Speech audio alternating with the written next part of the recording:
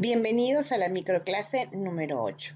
En esta oportunidad vamos a tratar los temas positivismo, pospositivismo, verificación y refutación. Como hemos visto anteriormente, dentro de lo que es la línea de las teorías filosóficas del conocimiento, para poder entender y comprender la verificación y la refutación, que son elementos que se utilizan en el conocimiento científico, tenemos que ver cuáles son las características de las teorías filosóficas que se dieron a fines del siglo XIX y comienzo del siglo XX, donde vamos a encontrar al positivismo, que se desarrolló a fines del siglo XIX y continuó en el siglo XX con algunas modificaciones denominándose positivismo lógico, luego el racionalismo crítico y luego el pospoperanismo. Para entender el positivismo vamos a ver un video en el cual se desarrollan las características principales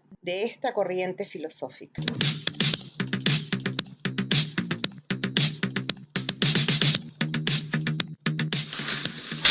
Auguste Comte fue un filósofo francés mejor conocido como el iniciador del positivismo y de la sociología científica.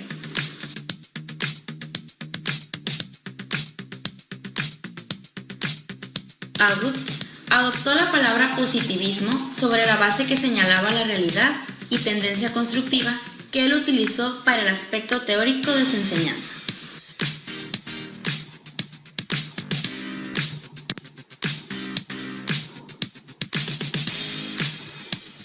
En general, se interesaba por la reorganización de la vida social, por el bien de la humanidad, por el medio del conocimiento científico.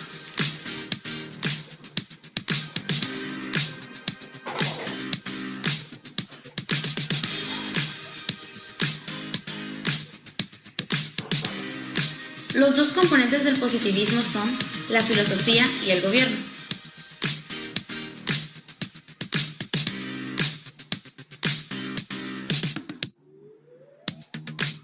El positivismo afirma que el único conocimiento auténtico es el científico basado en experiencia.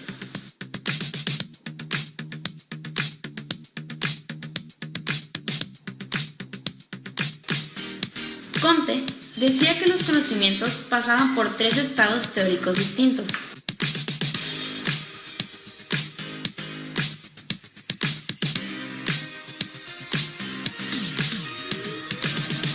La ley de los tres estados, fundamento de la filosofía positivista, es a la vez una teoría del conocimiento y una filosofía de la historia. Estos tres estados se les llama teológico, metafísico y positivo.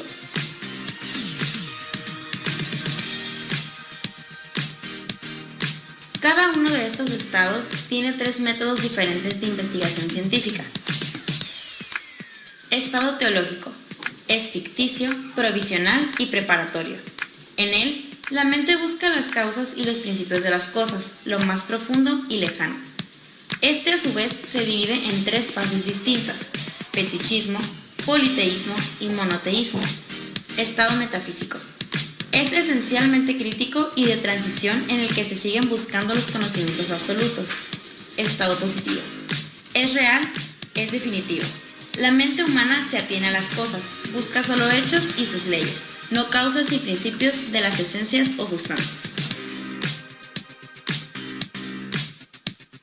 Como conclusión, podríamos decir que no existe otro conocimiento que el empírico, que se funda de los hechos y formule las leyes de coexistencia y elección de fenómenos. No conocemos fenómenos sino las apariencias de las cosas. El único método válido es el de las ciencias experimentales.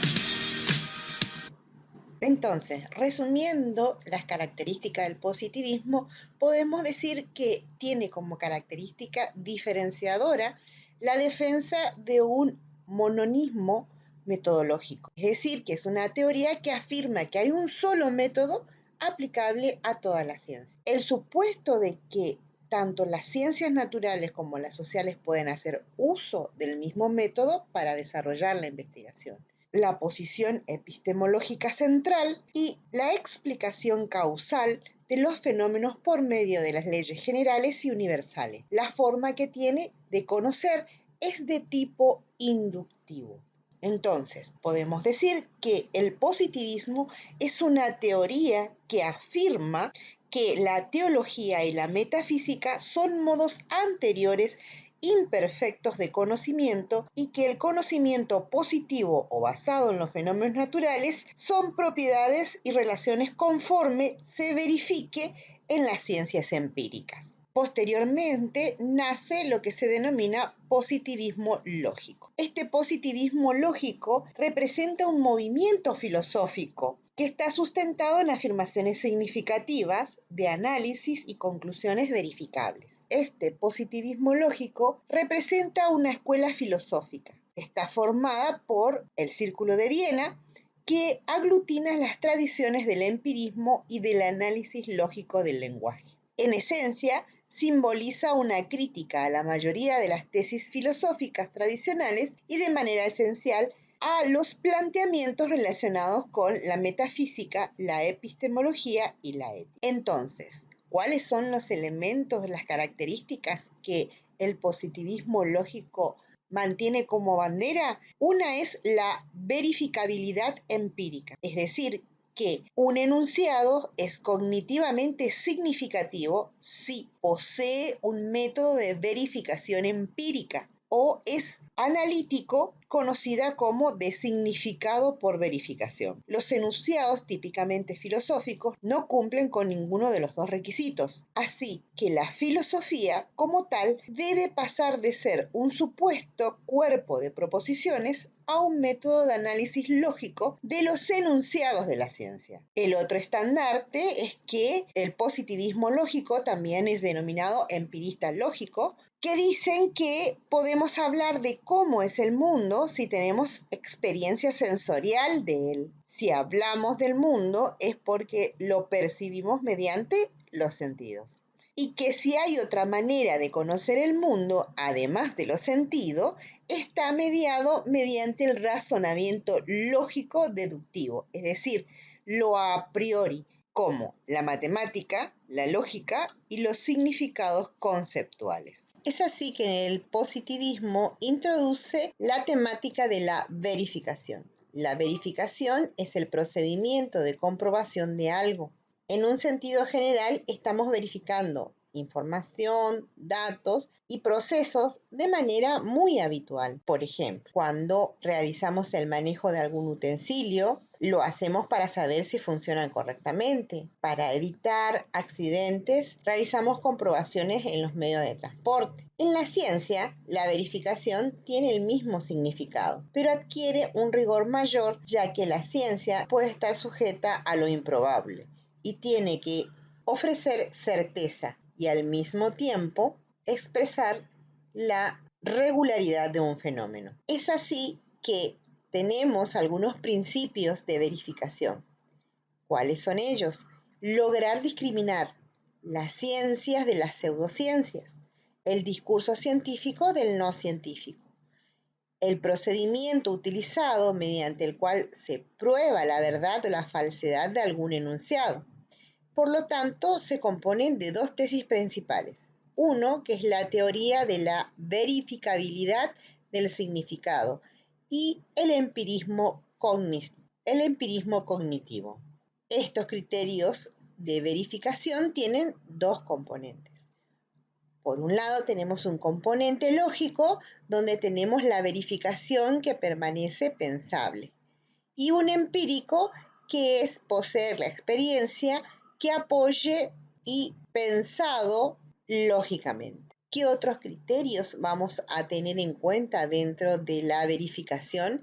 El principio de demarcación o de verificación va a estar relacionado con el lenguaje lógico, es decir, que los enunciados serán científicos solo si pueden ser enunciados a través de símbolos y si pueden ser relacionados entre sí mediante operaciones sintácticas de un lenguaje formalizado. La unificación de la ciencia. Todo conocimiento científico estará identificado mediante un mismo patrón. La lógica y la matemática serán el esquema básico para toda expresión comunicacional verificable de la ciencia. En la investigación científica existe el momento de la verificación. Es cuando el científico contrasta una idea con la realidad de los hechos. Para hacerlo, con anterioridad debe partir de una hipótesis, que es explicativa y que en principio pretende dar respuestas a un problema. Y esto se comprueba mediante la verificación. Si los hechos verificables coinciden con la idea de la hipótesis, ésta se acepta como válida.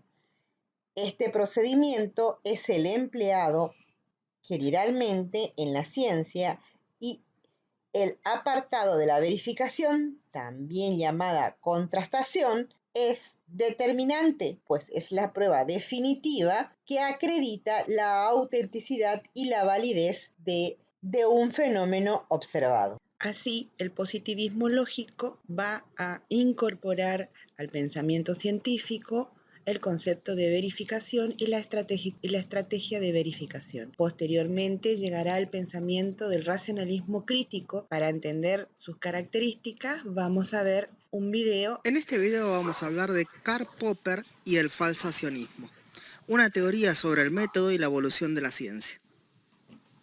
¿Cómo se entendía la ciencia hasta el momento en que Popper desarrolló esta teoría? Se consideraba de modo lineal que la ciencia era un sistema que proporcionaba explicaciones sobre el mundo y los fenómenos de forma acumulativa, es decir, el conocimiento era cada vez más completo y abarcativo. Frente a un problema, los científicos proponían una explicación plausible, es decir, una teoría científica, que luego sería comprobada o corroborada por los datos observados en la realidad. Esto es lo que se llamaba verificacionismo. Pero esto genera un problema.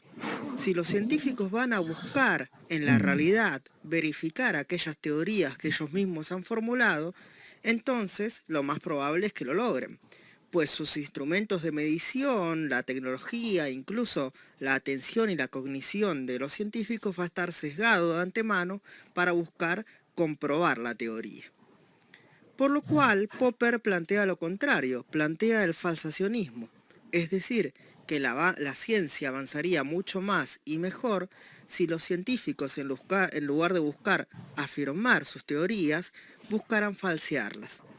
Es decir, buscar un fenómeno o algo, un dato, que dicha teoría no contemple ni pueda explicar. De este modo, no se generaría esa falsa ilusión de completud o de conocimiento absoluto, sino entendiendo que el conocimiento científico es provisional. ¿Qué es entonces una teoría científica según el falsacionismo? Es una teoría falsable que aún no ha sido falseada. ¿Qué quiere decir falsable? Que puede demostrarse su veracidad o falsedad. En esto se distingue de un conocimiento tal vez religioso, metafísico, artístico. Y no falseada, es decir, que hasta el momento no se ha demostrado que sea falsa. Por lo tanto, ¿qué es un conocimiento científico? Es el mejor conocimiento disponible en esta época.